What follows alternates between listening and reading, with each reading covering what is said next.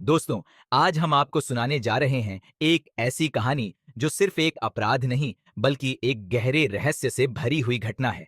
एक ऐसा मामला जिसमें ना सिर्फ सबूत कम है बल्कि एक अनदेखा डर भी छुपा है।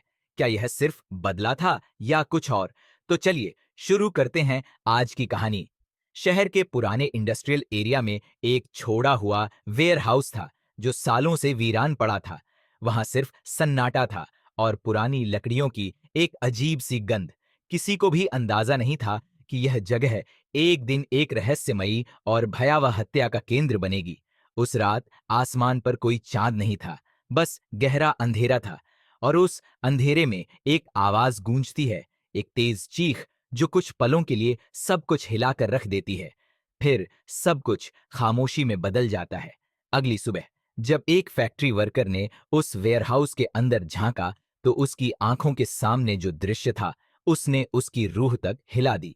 एक आदमी की लाश कुर्सी से बंधी हुई थी। वह इंसान कोई और नहीं बल्कि शहर का मशहूर बिजनेसमैन विक्रम सेठी था। पुलिस को तुरंत बुलाया गया।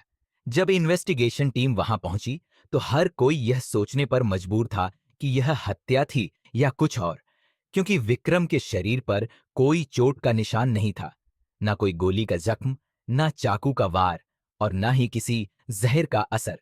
लेकिन सबसे अजीब बात यह थी कि उसके चेहरे पर एक अजीब सी मुस्कान थी, जैसे मरने से पहले उसने कुछ ऐसा देखा हो जो इंसान की आंखें देखने के लिए नहीं बनी थीं। क्राइम सीन का निरीक्षण करने पर एक और चौंकाने वाली बात सामने आई। कमरा अंदर से बंद था। अगर विक्रम को किसी ने मारा तो हत्यारा बाहर कैसे गया? पुलिस के सीनियर ऑफिसर इंस्पेक्टर आदित्य ने इस केस को अपने हाथ में लिया। पहला सवाल यह था, विक्रम वहां तक पहुंचा कैसे? क्या वह किसी से मिलने आया था? जब उसके कॉल रिकॉर्ड देखे गए तो एक नाम सामने आया जिसने सबको चौंका दिया, मीरा कपूर। मीरा एक प्राइवेट फर्म में काम करती थी। जब उससे पूछा गया तो उसने कहा, मैं विक्रम को जानती हूं, लेकिन उसने मुझे कॉल क्यों किया यह नहीं पता। लेकिन उसकी आंखों में कुछ छिपा हुआ था, जैसे वह कुछ जानकर भी छुपा रही हो। एक और सबूत मिला, एक आईडी कार्ड जो किसी मेंटल असाइलम, मानसिक अस्पताल का विजिटर पास था। जब पुलिस ने उस आईडी का रिकॉर्ड चेक किया तो वह सेंट मैरी साइकेट्रिक फैसिलिटी नाम के एक मानसिक अस्पताल का निकला। वहां जाकर पता चला कि पिछले 5 सालों में 3 लोग इसी तरह मरे थे और ये तीनों लोग विक्रम के करीबी दोस्त थे। एक पुरानी फाइल मिली जिसमें लिखा था कि मरने से पहले ये तीनों लोग एक अजीब औरत का जिक्र करते थे जो सिर्फ उन्हें दिखती थी। इंस्पेक्टर आदित्य अब समझने लगे थे कि यह सिर्फ एक साधारण हत्या नहीं बल्कि किसी पुराने राज का खुलासा था। विक्रम के लैपटॉप से एक वीडियो रिकॉर्डिंग मिली जो उसकी मौत से एक दिन पहले की थी। उस वीडियो में विक्रम बहुत घबराया हुआ लग रहा था। वह बोला, अगर यह वीडियो किसी के हाथ लगती है तो इसका मतलब है कि मैं मर चुका हूं। मुझे लगता है कोई मुझे देख रहा है, एक औरत जो हर जगह है, जो सिर्फ मुझे ही दिखाई देती है। मैं हर रात जब सोता हूं एक आवाज सुनता हूं, तुम भी उन्हीं जैसे हो, तुम भी मरोगे।